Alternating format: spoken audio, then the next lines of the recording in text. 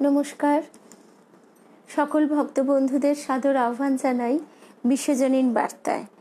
আজকে আমাদের একটু দেরি হয়ে গেছে ঘড়ির ভুল দেখবার কারণে, তো আমরা চলে আসি, আমাদের ভক্ত বন্ধুরাও এক এক করে চলে আসবেন।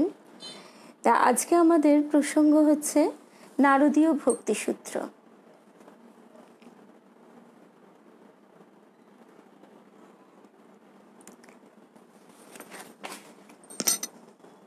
নমস্কার, নারদীয় ভক্তিসূত্র।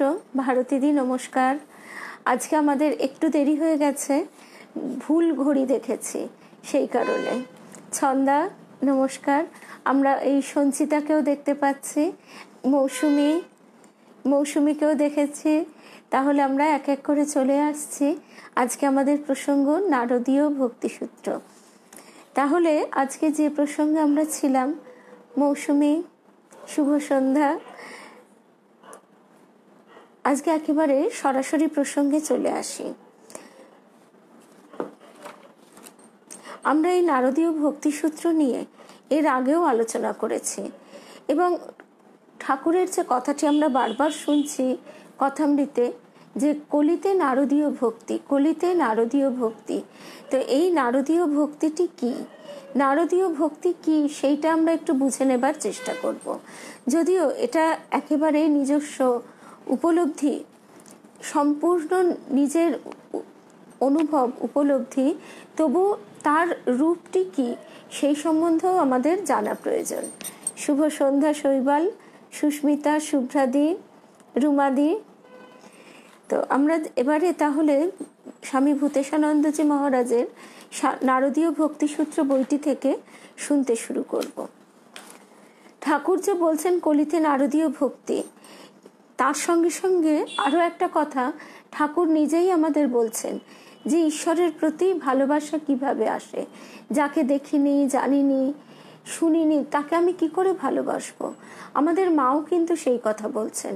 আর আমাদের সাধারণ যে আকর্ষণ জাগতিক বিষয়ের প্রতি, আমরা এতদিন যে পথে হেঁটে এসেছি, এবার সম্পূর্ণতার বিপরীত দিকে যাওয়ার যে চেষ্টা, সেই চেষ্টাতে আমাদের নিজেদের মন তো একটা সবচেয়ে বড় বাধা। সে তার নানা সঙ্গী সাথী অস্ত্র শস্ত্র নিয়ে পথে বাধা দিচ্ছে। তার সঙ্গে আমাদের আত্মীয় স্বজন, বন্ধু বান্ধব, এরাও আরেক বড় বাধা। কারণ তারা দেখছেন যে যার মধ্যে দিয়ে ক্রমশ এই ভক্তির ভাবটি প্রকাশিত হচ্ছে, তার মধ্যে এক অন্য রকমের আভাস পাওয়া যাচ্ছে, যে আভাসটি তার পরিচিত নয়। সে ভাবছে যে এতদিনের চেনা মানুষটির মধ্যে কি পরিবর্তন ঘটল। তা সেই জন্যেই আমাদের প্রত্যেকের এই যে ঈশ্বরীয় পথে চলাটাকে আমরা মনে করি যে একা, সেখানে সঙ্গী সাথী পাওয়া মুশকিল। আবার সেই সঙ্গী সাথীও বা কারা, তারা যে রক্তের সম্পর্কে সম্পর্কিত, কখনোই তা নয়। স্বামী জ্যোতিষানন্দজি মহারাজ এই প্রসঙ্গে প্রকৃত আত্মীয় কারা বিশেষভাবে আমাদের বলেছেন। আমরা সেটি আগে শুনেওছি। শুভ সন্ধ্যা, শুভ সন্ধ্যা। তো সেই জন্যই আমাদের মনকে প্রথম থেকেই গড়ে তোলবার যে বিশেষ প্রয়োজনীয়তা, সেই প্রয়োজনীয়তার মধ্যে দিয়ে আমরা যে শব্দগুলি শুনছি, যে শব্দবন্ধগুলি, তারও স্বরূপটি জানার দরকার। প্রথমত ঈশ্বর প্রেম কথাটি আমাদের বোঝা শক্ত। স্বয়ং স্বামী ভূতেশানন্দজি মহারাজ সেই কথা বলছেন। কারণ পার্থিব বস্তু বা ব্যক্তি সম্বন্ধে যে ভালোবাসা, সেই সম্পর্কে আমাদের একটা ধারণা আছে। আমাদের পিতামাতাকে যে ভালোবাসা, সন্তানের প্রতি ভালোবাসা, স্বামী স্ত্রীকে, স্ত্রী স্বামীকে, অর্থ, যশ, মান, ক্ষমতা, এই সব কিছুই আমরা ভালোবাসি। কিন্তু ঈশ্বরের প্রতি ভালোবাসাটা সম্পূর্ণ অন্যরকম। কারণ তার সঙ্গে আমাদের যে কি সম্পর্ক, বা আমরা কিভাবে যাকে দেখিনি জানি না তাকে ভালোবাসবো, সেটা বুঝে উঠতে পারি না। কারণ আমাদের যা ভালোবাসার বস্তু, তা সবসময় এতদিন যা ছিল তা ইন্দ্রিয় গ্রাহ্য। তাই দেহে বাস করে ইন্দ্রিয়ের মধ্যে সীমাবদ্ধ থেকে তার অতীত অবস্থায় যদি আমরা পৌঁছতে চাই, তাকে অতিক্রম করতে চাই, উত্তীর্ণ হতে চাই, যে সূক্ষ্মতার প্রয়োজন সেই সূক্ষ্মতা লাভের প্রচেষ্টাই হচ্ছে সাধনা। ঈশ্বর প্রেম সম্বন্ধে আমাদের সব ধারণাই কাল্পনিক, অথচ সত্যের বা প্রত্যক্ষ অভিজ্ঞতার কোনো ভিত্তি না যদি থাকে তাহলে কেবলমাত্র অনুমান বা কল্পনাকে নিয়ে আমরা কিন্তু বেশি দূর এগোতে পারি না। সেই জন্যেই ঈশ্বর প্রেম সম্পর্কে আমাদের ধারণা করা দুরূহ। বলছেন স্বয়ং স্বামী ভূতেশানন্দজি মহারাজ, আমাদের অবস্থাটাও এইরকম। কিন্তু দুরূহ হলেও যাদের এ বিষয়ে অভিজ্ঞতা আছে তারাই আমাদের পথ নির্দেশ করতে পারেন কিভাবে তাকে আমরা ভালোবাসতে পারি। ঠাকুর এমনই এক ব্যক্তি, অর্থাৎ আমরা এখানে ব্যক্তি বলছি কারণ তিনি ব্যক্তি রূপে ধরায় অবতীর্ণ হয়েছেন, সেটাও আমাদের ধারণা করা কঠিন। এই অনন্ত অসীম সচ্চিদানন্দ কি করে এই একটি মানুষের ভিতরে অবতীর্ণ হন, তা ঠাকুর সেখানেও বলছেন যে তোমার যদি মদের দোকানে এক পেয়ালা মদেই নেশা হয়ে যায়, তা আর তার ক পেয়ালা মদ আছে সে খোঁজে দরকার কি, কজালা মদ আছে। ঠাকুর তার অপূর্ব ভাষায় বলছেন আবার অনন্তকে ঢুকুতে চাওয়া কেন, অর্থাৎ তার একটি ভাবেই আমরা যখন তাকে দেখছি মনুষ্য রূপে ধরায় অবতীর্ণ হয়েছেন, তাতেই আমরা অথই জলে পড়ছি, সেখানেই আমরা বুঝতে পারছি না, তাকে চিনতে পারছি না। তাই নিজেই তিনি বলছেন যে তিনি অচিন গাছ, তিনি অচিনে গাছ, সূর্যোদয়ের সূর্য, অর্থাৎ সূর্যোদয়ের সূর্য যে তার দিকে আমরা তাকাতে পারি। সূর্যোদয়ের সূর্য বালার্ক তার দিকে যেমন আমরা তাকাতে পারি, তাকে ভালোবাসতে পারি, কিন্তু প্রচণ্ড মার্তণ্ড অর্থাৎ সেই যখন মধ্য গগনে তার দিকে আমাদের তাকানো সম্ভব হয় না। তা সেই জন্যই তিনি অবতার রূপে আসেন যাতে আমরা আমাদের বোধবুদ্ধি অনুযায়ী ভালোবাসার দিকে আমাদের বোধবুদ্ধি নিয়ে এগোতে শুরু করলাম, কিন্তু শুরু করার পর দেখতে পাই তার রূপান্তর ঘটে গেছে।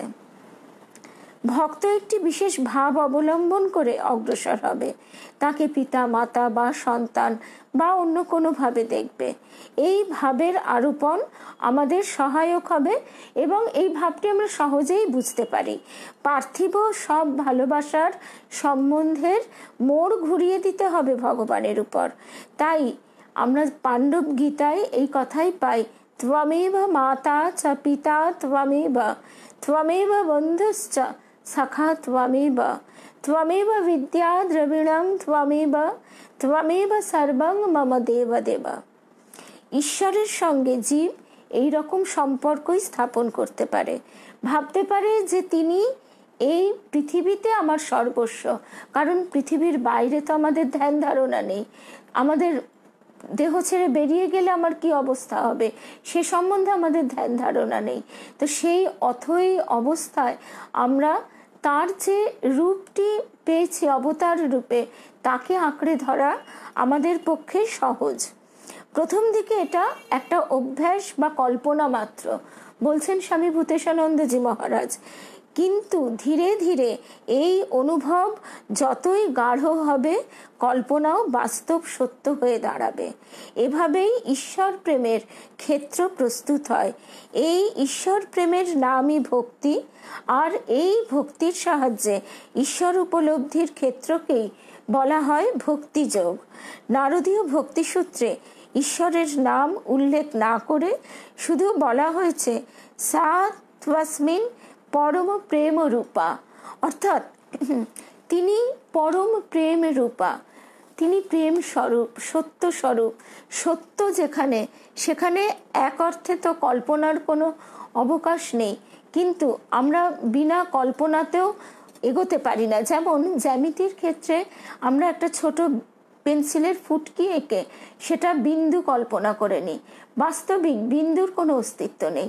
সেই রকমই বিন্দুরও বিন্দু, তাই জন্যই তো বিন্দুবাসিনী আমরা মাকে বলি। তার যখন অবতার রূপে এই পৃথিবীতে আমাদের মতন জীব মনুষ্য রূপে অবতরণ, তাকে আমরা বিন্দুরও বিন্দু রূপে পাই।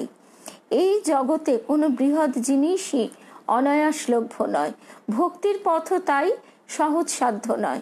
তাই জীবনে যিনি মহত্তম সম্পদ, সেই ঈশ্বরকে লাভ করা কি কখনো সহজ হতে পারে? শ্রীরামকৃষ্ণ তাই বারবার বলছেন, ঈশ্বরের নাম গুণগান সর্বদা করতে হয়, আর সৎসঙ্গ, ঈশ্বরের ভক্ত বা সাধু, এদের কাছে মাঝে মাঝে যেতে হয়। সংসারের ভিতর ও বিষয় কাজের ভিতর রাত দিন থাকলে ঈশ্বরে মন হয় না, কারণ সেখানে সেই বিষয় প্রসঙ্গই বারে বারে ঘুরে ফিরে আসে। যেমন আমি সেইটি ভোগ করছি না, কিন্তু সেই ভোগের গল্পই আমি করছি। সেই ঠাকুর যোগীন মহারাজকে বলছেন, স্বামী যোগানন্দকে, তুই মাছ কিনবি না তো মাছ বাজারে যাবি কেন? কিন্তু আমাদেরও সেই রকমই, আমরা ভোগ না করলেও সেই ভোগের গল্পই করতে অভ্যস্ত এতদিন। সেই জন্য যে ভক্তিপথের পথিক, যে সত্যি সত্যি ঈশ্বর অনুভূতি করতে লাভ করতে চায়, তার যখন এই বিষয়ে আলোচনা একেবারেই ভালো লাগে না, তখন তাকে মানুষ যেন জগৎ সংসারে পৃথক করে। পদাবলিকার ভারী সুন্দরভাবে বলেছেন, রাধার কি হইল অন্তরে ব্যথা, বসিয়ে বিরলে থাকয়ে একলে, না শুনে কাহারো কথা। পূর্বরাগ পর্যায়ে এইটি, অর্থাৎ আমাদের যখন প্রথম, আমরা যতই নিজেদের ভক্ত বলি না কেন, আমাদের ভিতরে ভক্তিভাবের স্ফুরণ মোটেই ঘটেনি। যদি ঘটে, সেই রূপান্তর সকলের চোখে বিশেষভাবে পড়বে।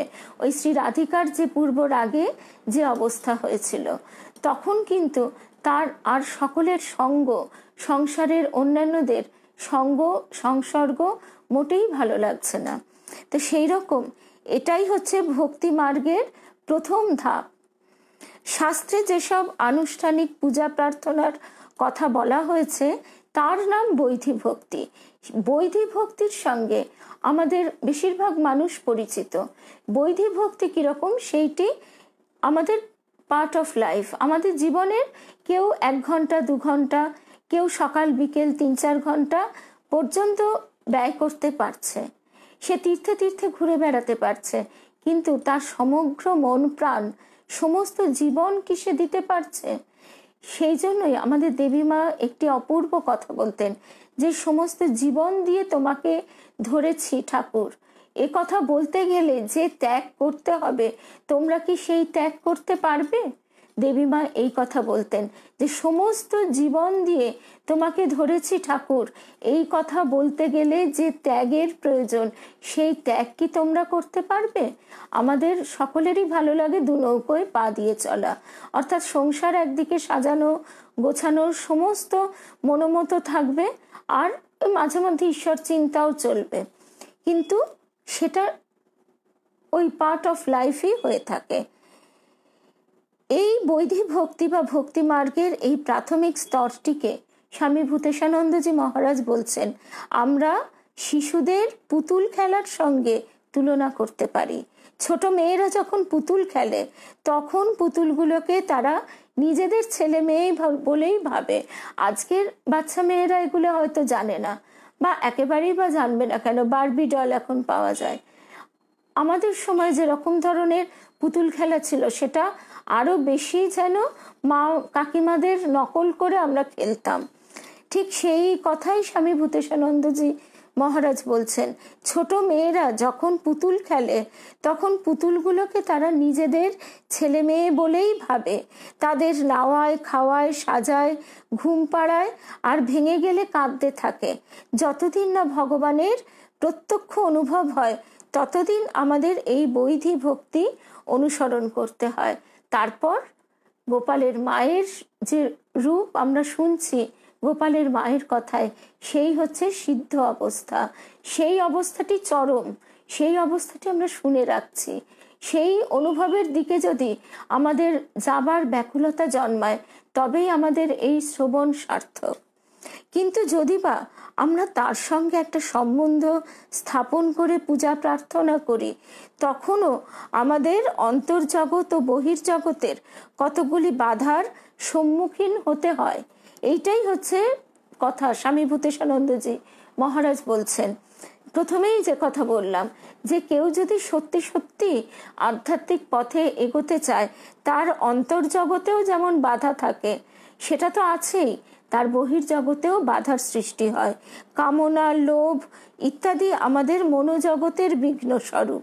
আর বাইরের বাধা অনুকূল স্থান ও পরিবেশ বা সহযোগিতার অভাব।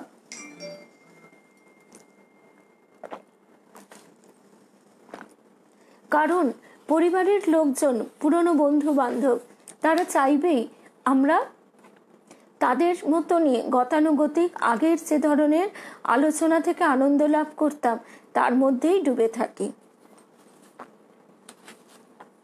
পথের বাধাসমূহ ও তার অপসারণ, এই প্রসঙ্গে এবার স্বামী ভূতেশানন্দজি মহারাজ বলছেন, শ্রী রামকৃষ্ণ বলতেন, ভগবানের মনে যদি একবার ভগবানের প্রতি ভক্তের মনে যদি একবার ভগবানের প্রতি ভালোবাসা জাগে, তবে সব বাধাই দূর হয়ে যায়।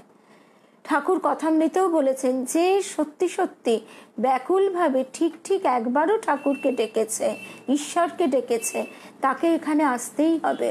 হয়তো তার আসার পথে বাধার পর বাধা, একেবারে হিমালয় পর্বতের মতো বাধা, কিন্তু হিমালয় পর্বতের থেকেও বড় বাধাও ভস্যের মতো ফু দিলে উড়ে যায় যদি তিনি কৃপা করেন।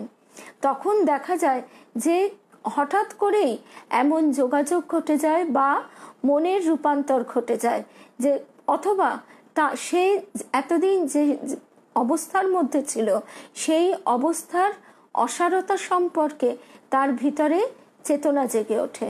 যখনই আজকে যে মুহূর্তে আমার বোধ হবে যে এই খেলনা পুতুলগুলো খেলে আর কোনো আনন্দ নেই, আসল খেলনা পুতুল তো আমার এখানে, তখন তো আর আমার ওগুলি খেলতে ইচ্ছা করবে না। সেই রকমই এখন আমরা আবার নড়াচড়া করা জ্যান্ত খেলনা পুতুলগুলি নিয়ে খেলছি। আমরা জানি না যে আসল আনন্দের সন্ধান কোথায় আছে। ঠাকুর বলছেন যে বাঘ যেমন কপ কপ করে জানোয়ার খেয়ে ফেলে, তেমনি অনুরাগ বাঘ কাম, ক্রোধ এইসব রিপুদের খেয়ে ফেলে। ঈশ্বরে একবার অনুরাগ হলে কাম ক্রোধাদি থাকে না। এটা যে থাকে না, এই রূপান্তরের আভাস আমাদের নিজেদের মনের দিকে তাকিয়ে আমরা নিজেরাই অনুভব করতে পারি। একদমই তাই সঞ্চিতা, কৃপা করো, শুধু এই প্রার্থনা করি। আর প্রার্থনা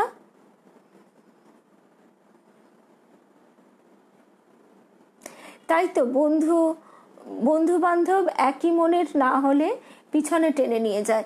অর্থাৎ কি, এই ছোট চুম্বক পাথরের আকর্ষণ, জাগতিক আকর্ষণ, মহামায়া তো আমাদের সঙ্গে এইভাবেই খেলা করছেন, এইভাবেই আমাদের ওইগুলির দিকে আকর্ষণ জাগিয়ে তুলছেন। কিন্তু মানুষের ভিতরে তিনি সেই শক্তিও দিয়েছেন যে উজানে সে সাঁতার কাটতে পারে। তাকে প্রথমটা আমাদের গুরুদেব ভারী সুন্দর করে বলতেন, এই কথাটি আমাদের কথামৃতে ঠাকুরও বলছেন। এই উজানে সাঁতার কাটতে কাটতে কি হয়, বাঁকের মুখটাই খুব অসুবিধে হয়, তখন নৌকা বাইতে বেশ দম ফেলতে হয় মাঝিদের, দাঁড় টানতে হয় জোরে জোরে, ঠিক মতো শক্ত হাতে হাল ধরে থাকতে হয়। কিন্তু যেই মুহূর্তে সেই বাঁকের মুখটা পেরিয়ে যাওয়া যায়, তখন কিন্তু মাঝি সে ওই পালটা তুলে দিয়ে দিব্যি বসে বসে তামাক সেজে হুঁকো টানে। আর কৃপা বাতাসে তখন ওই যে পালটা তোলা হয়ে গেছে, সেই ভরে সুবাতাস পেয়ে তত্তর করে এগিয়ে যায় তরণী। আমরাও এই বাঁকের মুখে লড়াইয়ের অবস্থায় আছি। এইবার গুরু কি করেন, গুরু কৃপা করে যখন দেখে এর খুব চেষ্টা, এর খুব ইচ্ছা, ঐকান্তিক ইচ্ছা, তখন ওই সাঁতার যাদের সাঁতার শেখবার অভিজ্ঞতা আছে তারা জানেন, যখন পারা যাচ্ছে না তখন যদি কেউ একটু যে কোনো বিষয়ে সাপোর্ট করেন, খুব সহজ হয়ে যায়। গুরু তখন হাত ধরে অনেক সময় কোলে তুলে পর্যন্ত দু তিনটে বাধা খুব সহজে পার করে দেন। আর কোলে তুলে যদি পার করে দেন তাহলে তো কথাই নেই, তাহলে তো তার পরিশ্রমই হলো না। তাই ঈশ্বরে অনুরাগ সত্যি সত্যি যদি হয়, তাহলে কাম ক্রোধাদি থাকে না। ঈশ্বরের প্রতি তীব্র আকর্ষণ ঈশ্বর উপলব্ধির সব বাধা বিঘ্ন দূর করে দেয়। এবার কিভাবে দূর করে দেবে সেটা আমাদের বিচার্য বিষয় নয়, তার বিষয়ে তিনি ভাববেন। আমি চিন্তামণিকে চিন্তা করব, আর আমার চিন্তা তিনি করবেন। ঠাকুর কথামৃতে বলছেন যে সত্যি সত্যি একবার ঈশ্বরকে ডেকেছে, তাকে এখানে আসতেই হবে, অর্থাৎ ঠাকুরের ভাবে। আর তার স্ত্রী ভয়, রাজ ভয়, শত্রু ভয় থাকে না। স্ত্রী ভয় ঠিক বিপরীত লিঙ্গের ক্ষেত্রেও প্রযোজ্য। আবার তেমনি রাজভয় কি, তাকে এই যে জীবন যুদ্ধ, ঠাকুরের সময় যেহেতু ব্রিটিশ আমল ছিল, ঠাকুর সেই কথা বলেছেন, অর্থাৎ এই অফিস কাছারির পয়সার উপার্জন, এই যে এটাও তো একটা খুব কঠিন অবস্থা, এই স্ট্রাগলটাও তখন আমাদের সহজ হয়ে যায়। আর শত্রু ভয়, শত্রু তো নানা রকম, ঘরে বাইরে, সেই ব্যবস্থাও তিনি করে দেন। এই প্রসঙ্গটি তিনি আরো আরেকভাবেও বলেছেন যে যখন সত্যি সত্যি তার প্রতি ভালোবাসা জাগে, সেটি কিরকম অবস্থা হয়। এই কথাটি নারদীয় ভক্তিসূত্রে, আজকে আমরা সেই শ্লোকটা খুঁজে পাইনি আমি, কিন্তু এখানেই একটা কথা আছে, আধ্যাত্মিক গর্ভ। ঠাকুর ভারী সুন্দরভাবে এই কথাটি বলেছেন। ঠাকুর বলছেন, সবাই আমরা কথাটা জানি, যে বৌমার যখন পেটে ছেলে আসে তখন শাশুড়ি কাজ কমিয়ে দেয়, একটু একটু করে কাজ কমতে থাকে, আর তারপর যখন ছেলেটি হয় তাকে নিয়েই শুধু নাড়াচাড়া। নারদীয় ভক্তিসূত্রে এটি আছে আধ্যাত্মিক গর্ভ, অর্থাৎ যখন সত্যি সত্যি তার মন এই দিকে চলে আসে যথার্থই, তখন ঠাকুর সেইভাবেই তার পথটি সহজ করে দেন। সে অনেক সময় পায়। এতদিন তার হয়তো একটা মনে অভিমান, অভিযোগ ছিল। আমাদেরই বহু বন্ধুরা বলেছে জীবনের মধ্য পর্যায়ে, যে এত লেখাপড়া শিখে চিরদিন সংসার করে ছেলে মেয়ে পড়িয়ে কি হলো, কি পেলাম, কি পেলাম, সেই কথাই এখন 5 বছর পরে সে অন্যরকম বলছে।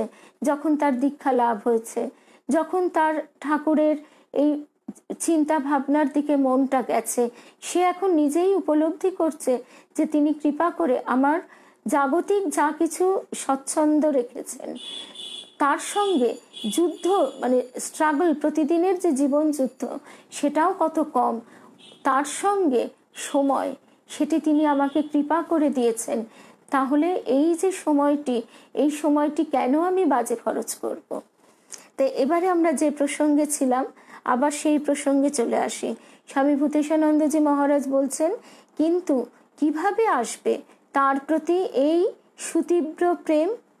একাগ্র ও আন্তরিক নিষ্ঠার সঙ্গে তাকে নিয়মিত ভজনা করতে করতেই এই ভালোবাসার সঞ্চার হয়।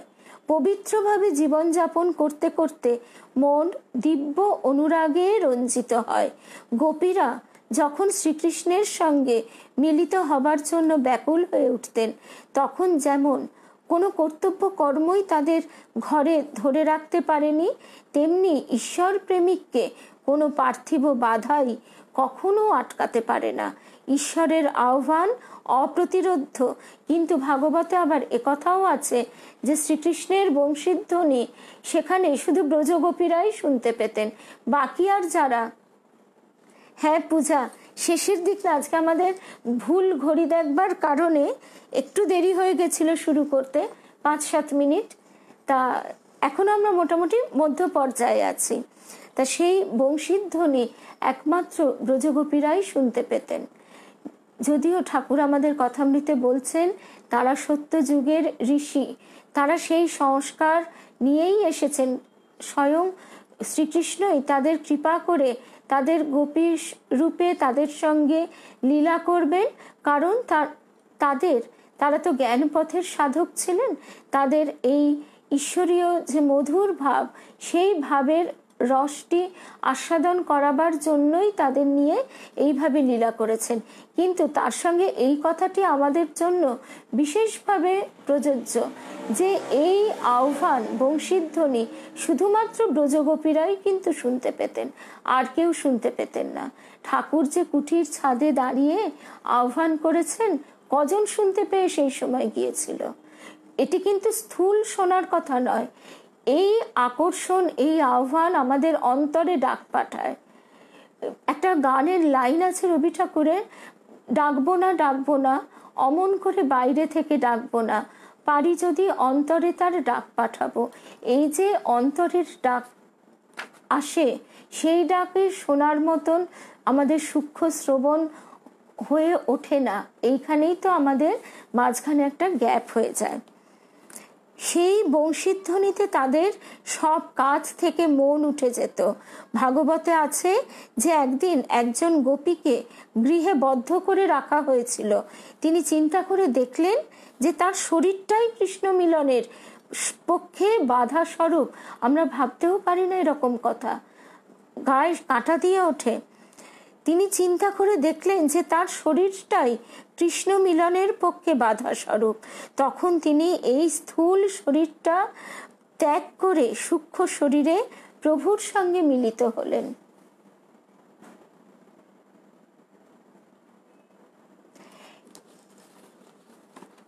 বৈশালী যে কথাটা বলেছে তার কথা গভীরভাবে চিন্তা করলে মনে হয় সংসার আত্মীয় সব মিছামিছি। কিছুক্ষণ পর আবার যা তাই। ওই যে ঠাকুর বলছেন যে ঢিল ছুঁড়ে ওপরের পানাটা সরিয়ে দেওয়া হলো, তলায় স্বচ্ছ জল, সূর্য প্রতিবিম্বিত হলো, কিন্তু আবার চারপাশ থেকে পানা এসে ঢেকে ফেললো। এইটি আমাদের অভ্যাস যোগের বিশেষ প্রয়োজন। এইটির জন্যই আমরা কতটা সময় তার কথা চিন্তা করছি। এরপরে কি হবে? চিন্তা, আমাদের চিন্তারও তো একটা সূত্র থাকে, তার একটা অনুরণন থাকে। সেই অনুরণনটা তখন সর্বক্ষণই আমাদের অন্তরে বাজতে থাকবে। সেইটা যখন বাজে তখন কিন্তু সংসারের কর্তব্য কর্মগুলি সেটা করে যাওয়া একভাবে, সেটা একরকম, কিন্তু মনের ভিতরে ঠাকুরের তো অপূর্ব উপমাগুলি, যাতে আমরা স্থূল জগতে একেবারে পরিষ্কার বুঝতে পারি। এদিকে আমার দাঁতে ব্যথা রয়েছে, প্রত্যেকেরই অভিজ্ঞতা আছে, টন টন টন টন করে ব্যথা করছে, তাহলে সব কাজই তো করছি কিন্তু ওই ব্যথার দিকে মনটা পড়ে আছে। এই অবস্থাটা আমরা যেন লাভ করতে পারি। তাতে যদি সদা সর্বদা মনটা এইভাবে লিপ্ত করে রাখবার প্রার্থনা করি, তিনি নিশ্চয়ই পূরণ করবেন। কিন্তু আমরাই সেটা চাই না। আমরা ভাবি আমরা এইটা না করলে আমাদের সংসারের কাজ ঠিকঠাক হবে না। শ্রীম তার একটি কথামৃতেই বোধহয় পড়েছিলাম, না কোথায় কোথায় পড়েছি বলতে পারবো না। শ্রীম বলছেন সত্যগুণী লোক, না শ্রীমকে ঠাকুর বলছেন, শ্রীমকে ঠাকুর বলছেন, কথামৃতেই আছে। শ্রীমকে ঠাকুর এই কথা বলছেন যে সত্যগুণী বাড়ির লোকজন কেমন জানো, বড় দালান কোঠা সব আছে, কিন্তু ওই কোথাও শ্যাওলা পড়েছে, কোথাও একটু ভাঙা চোরা, কোথাও হয়তো পায়রা বাসা বেঁধেছে, এইরকম, অত তার সংসারে মন নেই। কিন্তু রজগুণী ভক্তের বাড়ি কিরকম জানো, সেখানে আবার কুইন টুইনের বেশ ছবি, সুন্দর করে চারিদিকে টেবিল, কেদারা পাতা, ফরাস পাতা, এই রকম। এই হচ্ছে যে রজগুণী ভক্ত, অর্থাৎ তার মন সদা সর্বদা সংসারটি বেশ সুন্দর সাজানো গোছানো, সুন্দর খেলাঘর সাজানো থাকবে, তারপরে আমি একটু ঠাকুরের দিকেও মন দেব। এই অবস্থা, এই অবস্থা খুব সত্যি কথাই সকল ভক্তবন্ধুর সঙ্গে শেয়ার করতে লজ্জা নেই। একসময় আমাকেও তীব্রভাবে আকর্ষণ করত। ঘর সাজানোর যে কি একটা বিতিকিচ্ছিরি নেশা ছিল, সে কি বলবো। সেই নেশা থেকে তার কাছে প্রার্থনা করেই আজকে মুক্ত হতে পেরেছি।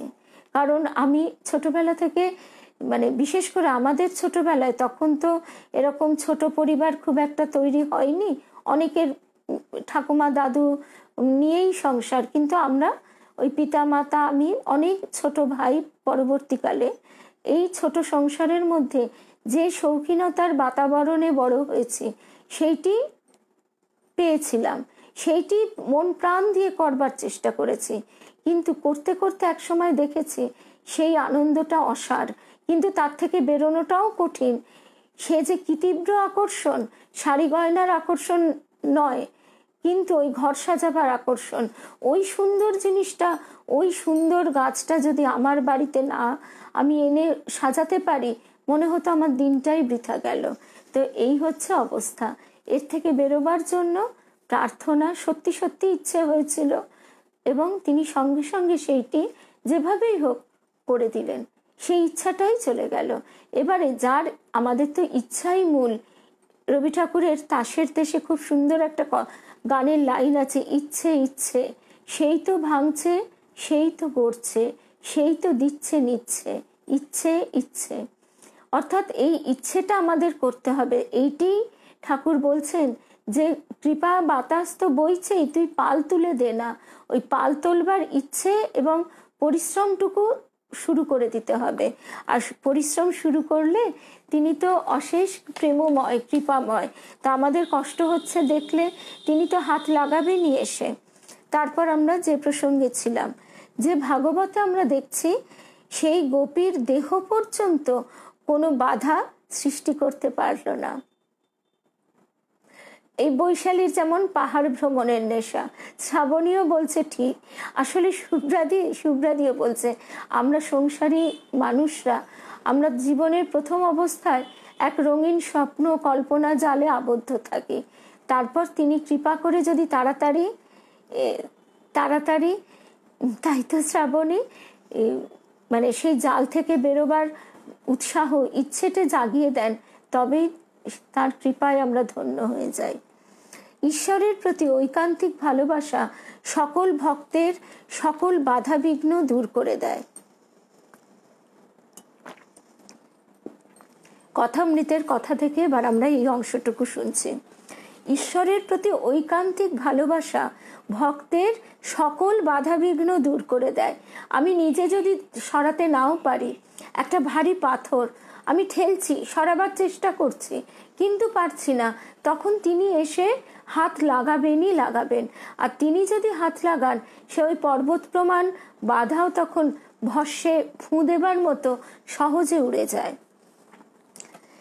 একদিন কথামৃতকার শ্রীম ঠাকুরকে প্রশ্ন করেছিলেন, স্ত্রী যদি ধর্মপথে বিঘ্ন হয় তবে কি কর্তব্য? ঠাকুর প্রথমে পরামর্শ দিলেন স্ত্রীকে ভালোভাবে বোঝানোর জন্যে। এটা কিন্তু বিপরীত ক্ষেত্রেও সমান প্রযোজ্য। কিন্তু তারপর যখন মাস্টারমশাই বললেন, স্ত্রী যদি বলে আমায় দেখছো না, আমি আত্মহত্যা করব, তাহলে কি হবে? ঠাকুর গম্ভীরভাবে উত্তর দিলেন, অমন স্ত্রী ত্যাগ করবে যে ঈশ্বরের পথে বিঘ্ন করে। আত্মহত্যাই করুক আর যাই করুক, যে ঈশ্বরের পথে বিঘ্ন দেয় সে অবিদ্যা স্ত্রী।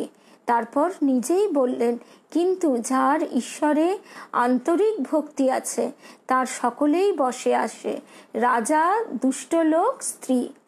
এই কথাটি ভাইসি ভার্সা, মানে এখানে যেহেতু মাস্টারমশাই পুরুষ, তাকে তিনি স্ত্রীর প্রসঙ্গে বলছেন, এটা বিপরীত ক্ষেত্রেও একই রকমভাবে প্রযোজ্য।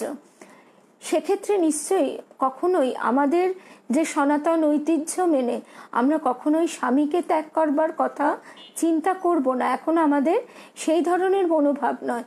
কিন্তু আমরা যদি সত্যি সত্যি তাকে চাই, তার কাছে আন্তরিক প্রার্থনা, তার মনের রূপান্তর ঘটাবে, এটা আমার স্বচক্ষে দেখা।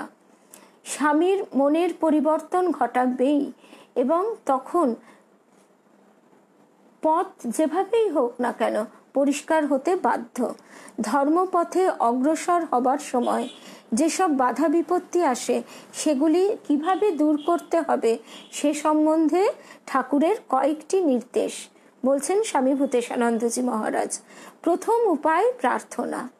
যদি কেউ আন্তরিকভাবে তার কাছে প্রার্থনা করে, তিনি সমস্ত প্রতিকূলতা দূর করে দেন ও সব কিছু অনুকূল করে দেন। দ্বিতীয় উপায় সাধু সঙ্গ। যিনি একজনের মনকে আধ্যাত্মিক স্তরে নিয়ে যেতে পারেন তিনিই সাধু। তারা পবিত্রতার মূর্ত প্রতীক। তাদের জীবনের মধ্যে দিয়ে আমরা ঈশ্বরের অস্তিত্ব উপলব্ধি করি, অন্যথায় আধ্যাত্মিক জীবনে আমাদের বিশ্বাস দৃঢ় হতো না। আমাদের অসীম সৌভাগ্য, আমাদের গুরুদেব শ্রী শ্রী তারুব্রহ্ম তারাদাস, তাকে আমরা গুরুরূপে পেয়েছি। তিনি জন্ম জন্মান্তরের সাধক ছিল, এবং ওই যে কথাটি গুরুদেব বলতেন যে আমি তোদের মনের ঘরে ঝাঁট দিই, এই কথাটার অর্থ বোধ হতো না তখন, কিন্তু এখন এই বয়সে এসে বুঝতে পারি যে তার কত বড় কৃপা। ঠাকুরের কত বড় কৃপা। এবং ওই বাঁকের মুখগুলো, কষ্টের সময়গুলো তিনি কোলে করে আমাদের কতটা পথ এগিয়ে দিয়েছেন। তার তৃতীয় নির্দেশ মাঝে মাঝে নির্জন বাস। তিনি একটা উদাহরণ দিতেন, যেমন জাল ফেলা হয়েছে পুকুরে, অনেক মাছই জালে পড়ে, যারা জালে পড়েছে অধিকাংশই পালাতে পারে না আর পালাবার চেষ্টাও করে না, বরং জাল মুখে করে পুকুরের পাঁকের ভিতরে গিয়ে চুপ করে মুখ গুঁজরে শুয়ে থাকে, মনে করে আর কোনো ভয় নাই, আমরা বেশ আছি। কিন্তু জানে না যে জেলে হড়হড় করে টেনে আড়ায় তুলবে। এরাই বদ্ধ জীবের উপমাস্থল। অর্থাৎ আমরা তো আগে বুঝতেই পাচ্ছি না যে আমরা বদ্ধ। আমরা ওই পাঁকের মধ্যে মুখ গুঁজরে মনে করছি বেশ আছি। জালবদ্ধ মাছের মতো আমরাও সংসারে বদ্ধ হয়ে আছি। সুতরাং মাঝে মাঝে নির্জনে বাস করে আমাদের জীবনের উদ্দেশ্য সম্বন্ধে চিন্তা করা প্রয়োজন। যদি আমরা বুঝতে পারি যে এ সংসার দুঃখপূর্ণ ও অসার, তবে আমরা আর সংসারে আকৃষ্ট হব না। আর ঠাকুর বলতেন, সংসার কি আটি আর চামড়া, মানে এটাই সার, শ্বাস বলতে কিছুই নেই। আধ্যাত্মিক নিষ্ঠা সংসার আসক্তি ঘুচিয়ে আমাদের মধ্যে ঈশ্বর লাভের আগ্রহ জাগিয়ে তুলবে। এই ব্যাকুলতাই একমাত্র প্রয়োজন। উষার সঙ্গে ব্যাকুলতার তুলনা করেছেন শ্রীরামকৃষ্ণ। এই ব্যাকুলতা হলো তো অরুণোদয় হলো, তারপর সূর্য উঠবেই। এই ব্যাকুলতার পরেই ঈশ্বর দর্শন। আমাদের গুরুদেব ঠিক এই কথাটি বলতেন যে এই যে তোমার ভিতরে একটা যন্ত্রণা জাগলো, এই যে অনুতাপ জাগলো, সেইটি যেন কৃপার প্রথম রশ্মি। সেইটি কৃপার প্রথম রশ্মি তোমার হৃদয় গুহায় প্রবেশ করলো। তারপর সেই পথ ধরেই তুমি এগিয়ে চলো। সেই যে রশ্মিটি তোমার অন্তরে প্রবেশ করেছে, ওই আলোর রেখাটি ধরে ধরে এগিয়ে চলো। মনে ত্যাগ করা যেতে পারে স্বামীকে। মনে ত্যাগ তো স্বামী সন্তান সকলকেই করা যেতে পারে। সেইটাই তো ঠাকুর বলছেন পরের বাড়ির দাসীর মতো।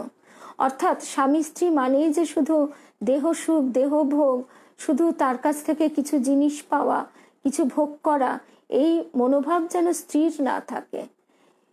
এবং সে যে এখনো আমাদের সমাজে, বিশেষ করে আমাদের মতন বৈশী যারা, তারা অথবা যারা স্বামীকে হারিয়েওছেন, তাদের ক্ষেত্রেও একই কথা, যে আমরা তাদের দ্বারা যে উপকৃত হয়েছি তার জন্য চরম কৃতজ্ঞ। সেই উপকার কার কাছ থেকে এসেছে? স্বয়ং ঠাকুরের কাছ থেকে।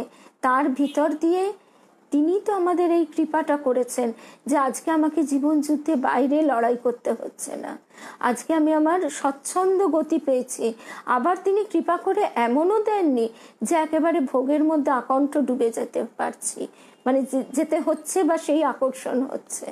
মানে এই যে কৃপাগুলি সংসারে বসে বসে আমরা অপূর্বভাবে অনুভব করতে পারি। এবং আমাদের গুরুদেব কি ভাবে বলতেন যে কৃপার বোধে আনন্দ। কৃপা আমরা পেয়েও তো বুঝতে পারি না কত সময়, বিশেষ করে যখন সেটা প্রতিকূল কৃপা রূপে আসে। কিন্তু তারপরে যখন আমরা পিছন ফিরে তাকাই, আমরা বহু সময় দুঃখিত হই। আমাদের এতদিন যাদের উপর আমাদের এত ভালোবাসা ছিল, স্বামী স্ত্রী, বন্ধু, সন্তান, ভাই বোন, বাবা মা, তাদের কোনো আচরণে ভীষণভাবে ব্যথিত হলাম, ভীষণ মনটা বিক্ষিপ্ত হলো। কিন্তু সেই ব্যথাটা যে তার দয়ার দান, সেইটা আমাদের যেভাবেই হোক বুঝতে হবে। সেই দয়ার দানটুকু যদি না পেতাম, তাহলে তো তাদেরকে নিয়েই আঁকড়ে পড়ে থাকতে হতো সে কদিন। তারপর সেই আঘাত তো মানে আরো বড় আকারে আসতো। সেই জন্য ঠাকুরের যে এই সাধন প্রণালীটি, পরের বাড়ির দাসীর মতো থাকা, এটি শুনতে যতটাই সহজ, কর্মে যদি প্রতিফলিত করা যায় এর কিন্তু তুলনা নেই। ঠাকুরের কথা মানে অতুলনীয়। ঠাকুরের কথাগুলো যদি আমরা ওই এতদিন যতটুকু শুনে শুনে আসা, এইবার যখনই আমরা জীবনে প্রতিফলিত করতে যাই, তখনই দেখি যে এর গভীর মূল কোথায়, কোন মর্ম মূলে আমাদের পৌঁছে দিচ্ছে। সেই তার সঙ্গেই আমরা তার সান্নিধ্য লাভের পথে ওই সূত্রগুলি ধরে এগোচ্ছি। পরের বাড়ির দাসীর মতো থাকা, ওই মনে ত্যাগ করা কথাটা হয়তো খুব কঠোর শোনাবে যে কারুর কাছে, তাই পরের বাড়ির দাসীর মতো থাকা, এই যে ঠাকুর অসাধারণ একটি কবিত্বপূর্ণভাবে কথাটি বললেন, এই কথাটি শুনলেও চট করে মানুষ বুঝে উঠতে পারে না যে এর মর্মটা কি। যখন সে সাধন শুরু করে তখনই সে বুঝতে পারে। যেমন একটা ছোট বাচ্চাকে যখন সার্কাসে ট্র্যাপিজের খেলা দেখানো হয় তখন তারও খুব মজা লাগে, কিন্তু তার বডি ফিটনেস কোথায়, তার দক্ষতা কোথায় সে বুঝতে পারে না। পরবর্তীকালে সে যখন কিছু কিছু খেলাধুলা করতে যায় তখন কিন্তু সে সেটা উপলব্ধি করতে পারে। সেই রকম যতক্ষণ না আমরা একটু চেষ্টা করি ততক্ষণ আমরা বুঝতে পারি না। তারপরে আমরা চলে আসি মহারাজজির যে কথা আমরা শুনছিলাম, নারদীয় ভক্তিসূত্র ও 8টা 17, অনেকটা সময় হয়ে গেল। তাহলে আজকে নারদীয় ভক্তিসূত্র যে প্রসঙ্গটি আমরা শুনছিলাম শেষ প্রসঙ্গে আসি। এই বইটি এত সুন্দর, এই যে এই বইটি উদ্বোধন কার্যালয় থেকে প্রকাশিত, 35 টাকা মাত্র দাম। হ্যাঁ, কিন্তু আমরা গয়না গড়াই, শাড়ি কিনি, ভোগের জিনিস কিনে কিনে পাহাড় প্রমাণ করে ফেলি। এই বইটা আমাদের প্রত্যেকের কিনে প্রতিটি লাইন সাধনা করার বিশেষ প্রয়োজন, তাহলে খুব দ্রুত আমাদের মনের রূপান্তর ঘটবে।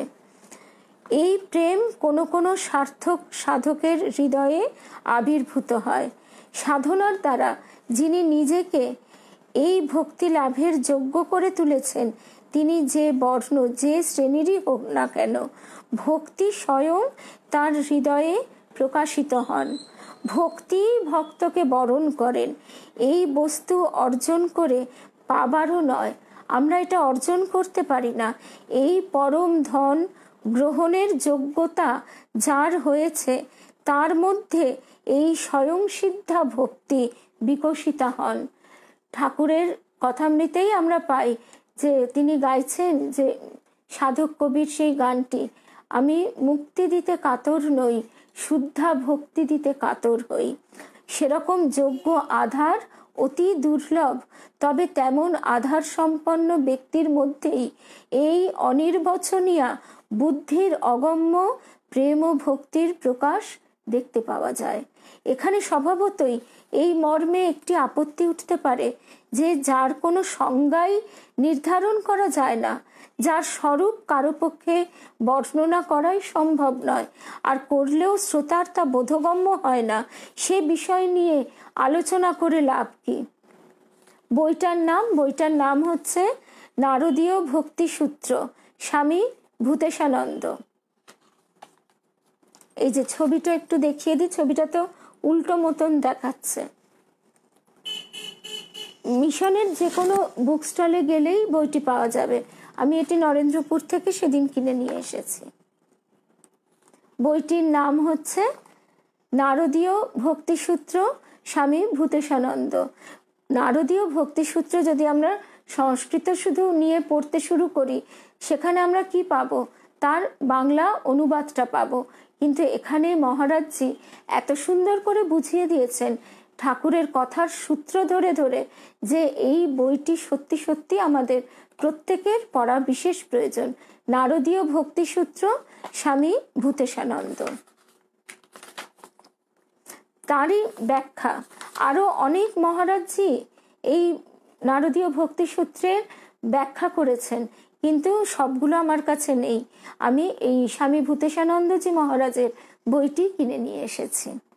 আচ্ছা, তারপর এখানে যে প্রসঙ্গটি ছিল, এখানে স্বভাবতই এই মর্মে একটি আপত্তি উঠতে পারে যে যার কোনো সংজ্ঞাই নির্ধারণ করা যায় না, যার স্বরূপ কারো পক্ষে বর্ণনা করাই সম্ভব নয়, আর করলেও শ্রোতার তা বোধগম্য হয় না, সে বিষয় নিয়ে আলোচনা করে লাভ কি? লাভ এই যে দুর্লভ হলেও পরাভক্তি বলে একটি বস্তু আছে, তা বর্ণনাতীত হলেও তার অস্তিত্বে যাতে কেউ সন্দিহান না হন, সেই জন্যই এত আলোচনা। সেই জন্য অধিকারীর মধ্যে এই ভক্তি স্বয়ং আবির্ভূতা হন। যদিও অনুভূতির যে আস্বাদ তা অপরকে বোঝানো যায় না, তবে সেই দুর্লভ সাধকের আচার আচরণের এই অনন্য ভক্তির প্রকাশ উপলব্ধি হয়। ঠাকুর একেবারে পরিষ্কারভাবে বলছেন, 5 বছরের বালককে কি রমণ সুখ বোঝানো যায়? এই হচ্ছে আমাদের বোধ বুদ্ধির সীমানা, ওই দেহের মধ্যেই আবদ্ধ। তা সেই জন্যই এইখানে যে কথা বলা হচ্ছে যে যদিও অনুভূতির যে আস্বাদ তা অপরকে বোঝানো যায় না, তবে সেই দুর্লভ সাধকের আচার আচরণে এই অনন্য ভক্তির প্রকাশ উপলব্ধি করা যায়। অর্থাৎ আমরা প্রত্যেকেই এই পথ ধরেই এগোতে চাইছি। তিনি আমাদের প্রত্যেকের ভিতরেই কিছু না কিছু ভক্তিভাবের স্ফুরণ নিশ্চয়ই ঘটিয়েছেন, না হলে তার প্রতি আমাদের এই আকর্ষণ ভালোবাসা কি করে জাগছে? তিনি আমাদের ভিতরে সেই ভাবটা সঞ্চারিত করেছেন। সেই জন্য এই ভাবটি ঠাকুর বলছেন যেমন এগিয়ে পড়ো, এই ভাবটিকে আমরা খুব যত্ন করে রক্ষা করব। যেমন মন্ত্রকে বলা হচ্ছে মাতৃ জরায়ুতে ভ্রূণকে যেরকম ভাবে রক্ষা করে মা, সেই রকম ভাবে মন্ত্রকে যত্ন করতে হয়, সেইভাবে রক্ষা করতে হয়। আমরাও আমাদের এই ভক্তি ভাবটুকু, আমাদের ওই আধ্যাত্মিক গর্ভ যে কথাটি, ওই সেইভাবেই আমরা আমাদের মনের একেবারে নিরালায় অন্তরের অন্তঃস্থলে রাখবো, সেই ভাবের সঙ্গে যাপন করব এবং সেই উপযুক্ত সঙ্গী পেলেই আমরা সেই আলোচনা করব। তাই তো মা বলছেন ভক্তের এক জাত। সে জাগতিক ক্ষেত্রে কোন ধনী কি নির্ধন কি ব্রাহ্মণ কি শূদ্র কোথা থেকে এলো এগুলি কোনো বিষয়বস্তুই নয়। সে জ্ঞানী মানে লেখাপড়া জানা বিরাট পণ্ডিত কিসের, তার কোনো ডিগ্রি নেই, এগুলি কোনো বিষয়বস্তুই নয়। আর প্রার্থনার প্রসঙ্গে আজকে একটি সুন্দর গল্প সকল ভক্ত বন্ধুদের উপহার দিই, কেননা আজকে আমরা প্রথমেই এই প্রসঙ্গেই শুনছি ঠাকুর বলে দিচ্ছেন যে কি কি উপায় আছে, তার মধ্যে প্রথমেই বলেছেন প্রার্থনা। আমাদের গুরুদেব বলতেন তার কাছে অকপট হয়ে সমস্ত কিছু বলতে হয়। তখন অনেকে বলবেন যে তিনি তো সবই জানেন, তাহলে আর বলবার দরকার কি? এইটাই হচ্ছে আমাদের মায়া, অহংকারের বেড়া, ওই আমাদের অকপট হতে দেয় না। সত্যি সত্যি প্রার্থনা ফুরিয়ে যায়, সেই যে অবস্থাটি, সেই অবস্থাটা কিন্তু অনেক উচ্চ অবস্থা। তখন সে আর কিসের জন্য প্রার্থনা করবে? সে তখন তো সর্বভূতেই সেই এক সচ্চিদানন্দের অনুভব লাভ করছে। কিন্তু প্রার্থনার যে কত জোর, সেই কথাটি আমরা শুনব স্বামী প্রিয়ব্রতানন্দজি মহারাজ, যাকে আমরা ফেসবুকে নিশীথ মহারাজ নামে পাই। তো তার আসলে কি হয়, ফেসবুকে একটা অসুবিধা হচ্ছে যে পুরনো পোস্টগুলো অনেক পিছনে চলে যায়, সেগুলি আমরা পড়লাম হয়তো আবার ভুলে যাই। স্বাভাবিক, বারবার চর্চা না থাকলে যে কোনো জিনিসই তো আমরা ভুলে যাই। তো সেই জন্যেই মুশকিল হয় যে আমরা হয়তো অনেকে পড়েওছি এখন যারা আছি, কিন্তু ওই মনে নেই, শুনলে মনে পড়ে যাবে। আর যারা শোনেননি তাদের জন্য তো ভীষণই ভালো লাগার একটি গল্প যে প্রার্থনা কোথায় আমাদের নিয়ে যেতে পারে এবং ঠাকুর সত্যি সত্যি কিভাবে সাড়া দেন। তিনি বেলুড় মঠের একজন বরিষ্ঠ সন্ন্যাসী, কিন্তু তারও একবার মনে হয়েছে ঠাকুর কেমন করে এই উপায় করবেন, কিন্তু তিনি অঘটন ঘটন পটীয়সী। আমাদের দেবীমার গুরুদেব বারবার বলতেন তিনি যে কি করতে পারেন সে তো মানে আমরা ভাবতেও পারি না। ওই যে হিমালয়ের থেকেও বড় পর্বতকে ভস্মের মতো ফুঁ দিয়ে উড়িয়ে দেওয়া যায় তার কৃপায়। তা সেই যে গল্পটি, তার কিছু কিছু ছোট গল্প তিনি লিখে পোস্ট করেছিলেন। আর ছোট গল্পগুলি আরো আকর্ষণীয়, তার কারণ এগুলি তার নিজের জীবনের অভিজ্ঞতা, কল্পনা প্রসূত নয়। দুঃখহরণ শ্রী রামকৃষ্ণ। শ্রী শ্রী রামকৃষ্ণ কথামৃত ও শ্রী শ্রী মায়ের কথা থেকে আমরা জানতে পারি যে ভগবান শ্রী রামকৃষ্ণ ও শ্রীমা সারদা দেবী দুজনেই বারবার অনেক জায়গায় বলেছেন যে কেঁদে কেঁদে প্রার্থনা করলে তিনি শুনবেনই শুনবেন। কথাগুলো আমরা কতজন সত্যি সত্যি বিশ্বাস করি? মহারাজ যে একেবারে প্রথমেই আমাদের ধরেছেন যে কথাগুলি আমরা সত্যি সত্যি বিশ্বাস করি, না ওইটা আমাদের ওই একটা ঠাকুর যেমন কথামৃতে বলছেন, ওই খুড়ি জেঠির কোদল শুনে ওই মা কালী দিব্যি বলি আমরা সেই রকম। আর তেমন করে করি না বলেই প্রার্থনা করার সময়ে অন্তরে কান্না অনুভব করি না। প্রার্থনা ঠিক করতে পারলে ঠাকুর শুনবেনই শুনবেন, এটা আমাদের বিশ্বাস করা বা না করার উপর নির্ভর করে না। এবার বলি ঠাকুর কিভাবে বাপের চোখের জল মুছিয়েছিলেন, বিস্ময়কর সেই কাহিনী। অনেক দিনের কথা, তাই ভদ্রলোকের নামটা মনে করতে পারছি না। গল্পের সুবিধার্থে ধরে নিলাম জয়ন্তবাবু। তিনি মাঝে মাঝে ডিসপেন্সারিতে আমার কাছে আসতেন। বেলুর মঠে যে ডিসপেন্সারিটি, সেখানে মহারাজজি চিকিৎসক, সেখানে তিনি বসেন, তার কাছে উনি আসতেন জয়ন্তবাবু। প্রথমে এসেছিলেন গ্লাক্সো কোম্পানির স্থানীয় মেডিকেল রিপ্রেজেন্টেটিভ হিসেবে। তারপরে যেদিন এলেন সেদিন ঠাকুর, মা, স্বামীজি এদের কথা কিছুক্ষণ হলো। কথা হতে হতেই উনি আমাকে বললেন, মহারাজ, আমি আপনার কাছে মেডিকেল রিপ্রেজেন্টেটিভ হিসেবে আসি না। আপনি কি লক্ষ্য করেছেন আমার হাতের ব্যাগ ওপাশে নামিয়ে রেখেছি? ভদ্রলোক এভাবে প্রায় 7-8 বছর সপ্তাহে 2 সপ্তাহে একবার আসতেন, 7-8 বছর ধরে। তারপর বছরখানেক আর আসেননি। হঠাৎ একদিন এসে উপস্থিত। বললাম, কি ব্যাপার, আজকাল দেখি না যে? মহারাজ, আমি এই এরিয়া থেকে বদলি হয়ে গেছি, অনেক দূরে চলে গেছি, তাই আর আগের মতো আসতে পারি না। আবার কবে আসতে পারবো জানি না। আজ সুযোগ পেয়ে দেখা করে গেলাম। জয়ন্তবাবু বলছেন, এরপর বছর 15 জয়ন্তবাবুর সঙ্গে দেখা হয়নি। তারপর হঠাৎ একদিন দেখি উনি আমার ঘরে ঢুকছেন। মাঝে 15টা বছর কেটে গেছে বলে ভদ্রলোককে বেশ বয়স্ক লাগছিল, চুলে পাক ধরেছে। ভদ্রলোককে ও হ্যাঁ, মাঝখানে কেটে গেছিল, কল করছে। তো আবার আমার আসলে একটা বাইরে থেকে হোয়াটসঅ্যাপ কল আসছে বলে বারবার লাইনটা কেটে যাচ্ছিল। তো আমরা আবার ফিরে আসি আমাদের প্রসঙ্গে। এরপর বছর 15 জয়ন্তবাবুর সঙ্গে দেখা হয়নি। তারপর হঠাৎ একদিন দেখি উনি আমার ঘরে ঢুকেছেন। গুল্লু, দরজাটা বন্ধ করে দাও।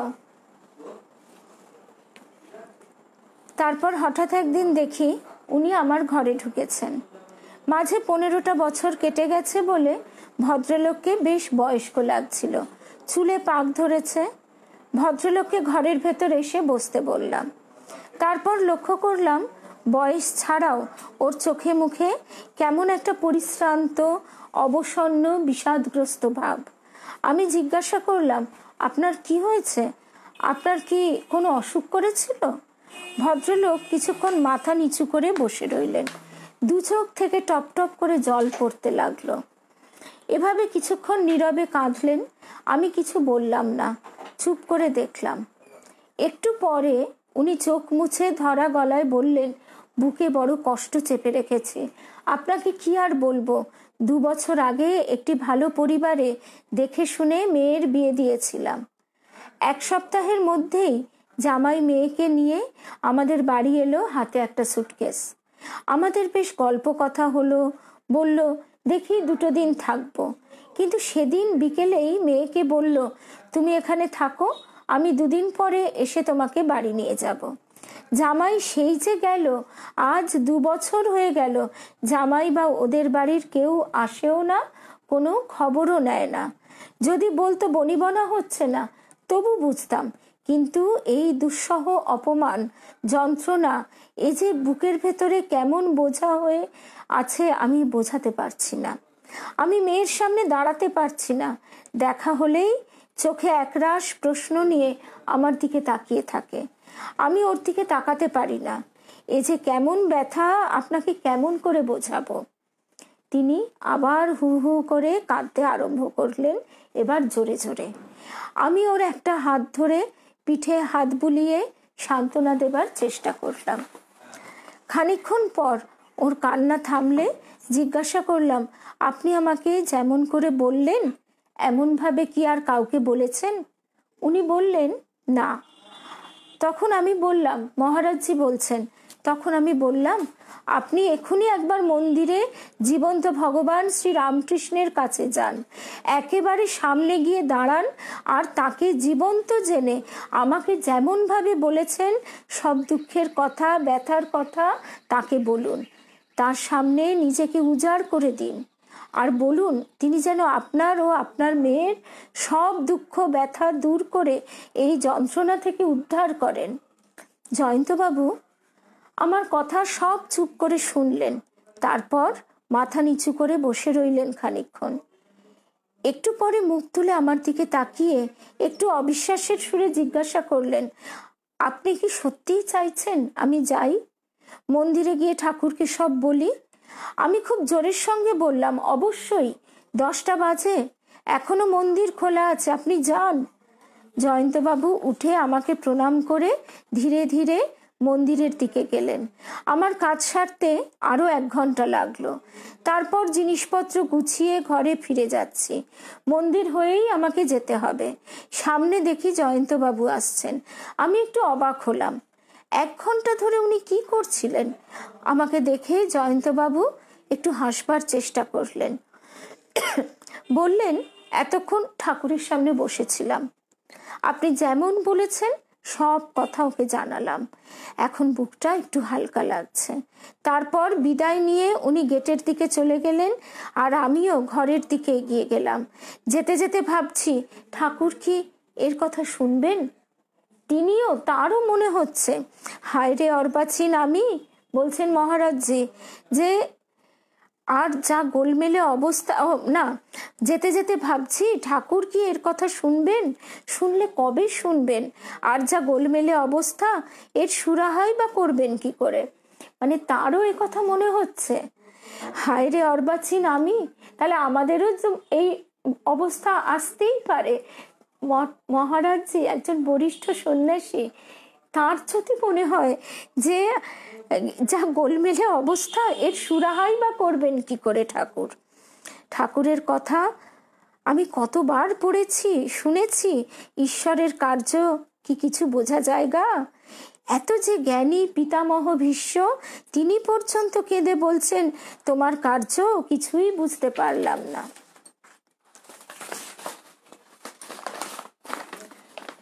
এরপর জয়ন্তবাবুর কথা আমি ভুলে গেলাম। পরের দিন আবার দেখি সামনে জয়ন্তবাবু। সেই উস্কো খুস্কো ভাব আর নেই। জিজ্ঞাসা করলাম, কি ব্যাপার আজকে আবার হঠাৎ? আমার দিকে তাকিয়ে ওর মুখে একটা চওড়া হাসি ফুটে উঠল। জামাই গতকাল বিকেলে এসে মেয়েকে নিয়ে গেছে। আমি অবাক হয়ে ওর দিকে প্রশ্ন ছুঁড়ে দিলাম, সে কি, কিভাবে হলো? স্ত্রীকে রেখে হঠাৎ করে চলেই বা গিয়েছিল কেন? আবার কি বা এমন হলো যে হঠাৎ করে কোনো খবর না দিয়ে এভাবে স্ত্রীকে নিয়ে যেতে এলো? এই নিয়ে কিছু বললো আপনাদের? জয়ন্তবাবু ধীরে ধীরে বললেন, না, কোনো কথা হয়নি, কিছু বলেনি। হঠাৎ বাড়িতে এসে মেয়েকে বলল, বাড়ি চলো। একটু বসলোও না।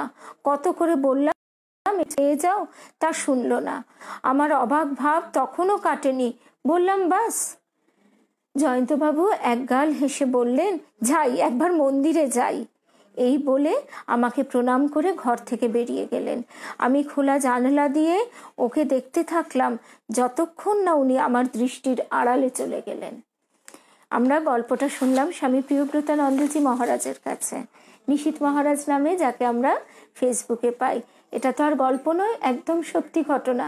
এবং এটাই আশ্চর্য যে তার মতন একজন বরিষ্ঠ সন্ন্যাসী, তিনিও স্বীকার করছেন যে তারও মনে হচ্ছে একবার যে এইরম গোলমেলে ব্যাপার ঠাকুরই বা কি করে সুরাহা করবেন। কিন্তু পিতা তার মনের যাবতীয় শক্তি, ভালোবাসা, সমস্ত কিছু উজাড় করে ঠাকুরের পায়ে অকপটে বলেছিল, রক্ষা করো, উদ্ধার করো।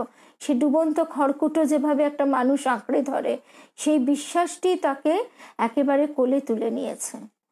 তা এই ঘটনাটি আমরা শুনলাম মহারাজজির কাছে। আরেকটি কথা, ঘটনা নয়, জাস্ট 2 লাইনে, আমারই এক বন্ধু সেও তার মেয়ের বিবাহ দিতে গিয়ে এক ভীষণ বিপরীত অবস্থার মধ্যে পড়েছিল। মেয়ের যার সঙ্গে রিলেশন সেখানেও গোলমাল, এবং সেই গোলমাল মেয়েটি তখন বুঝতে পারছে না। সে মা হয়ে, যেহেতু আমাদের বয়স বেশি, একটু হলেও অভিজ্ঞতা বেশি, দূরদর্শিতা একটু হলেও জেগেছে, এবং যেহেতু মেয়েটির চোখ তখন মোহে অন্ধ ছেলেটির প্রতি, সে যেটা বুঝতে পারছে না, তার চোখে যেটা খুব মধুর মনে হচ্ছে, মা হিসেবে আমার বন্ধুর একেবারেই লাগছে না। সে পরিষ্কার বুঝতে পারছে যে এইভাবে জীবন চলতে পারে না।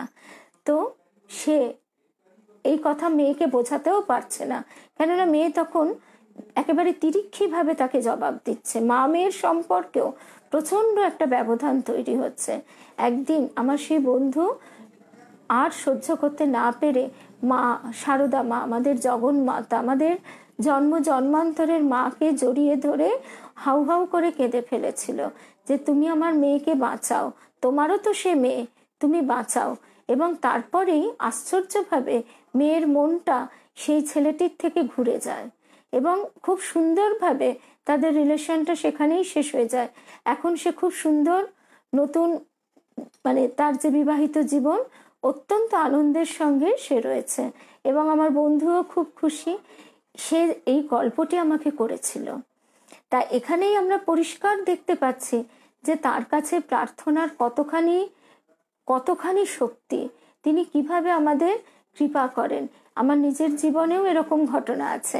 তো আজকে সেই প্রসঙ্গ আর নয়, অনেকটা সময় আমরা কথা শুনলাম ও 10 মিনিট অতিক্রান্ত। এই জন্যই শ্রাবণী, যে আমাদের মনের জোর বাড়ে। আমাদের এই জন্যই তো আমরা বাড়িতেও তো বসে বসে বইগুলো পড়ে নিতে পারি, কিন্তু যখনই আমরা সবাই মিলে শুনি, যে কোনো ক্ষেত্রেই সম্মিলিত শক্তি বা সবাই মিলে পথ চলার একটা আনন্দ আছে। সেই আনন্দ আমরা সবাই ভাগ করে নিই, আর সেই আনন্দে আমরা সবাই মিলে তার সঙ্গেই পথ চলি। আমাদের গুরুদেবের আরেকটি শেষ কথাটি বলে শেষ করব। গুরুদেব বলতেন, ঠাকুর তোর সঙ্গে বন্ধুরূপে হাত ধরে নিয়ে চলেছেন, তোর পাশে পাশে, আর গুরু রূপে তিনি আমাদের কৃপা করছেন, প্রাপ্তি দিচ্ছেন। তো এই হচ্ছে ঠাকুরের অনন্ত রূপের দুটি মাত্র রূপ আমরা অনুভব করি। তাহলে আজকে এখানেই শেষ করি। জয় রাম কৃষ্ণ, জয় রাম কৃষ্ণ।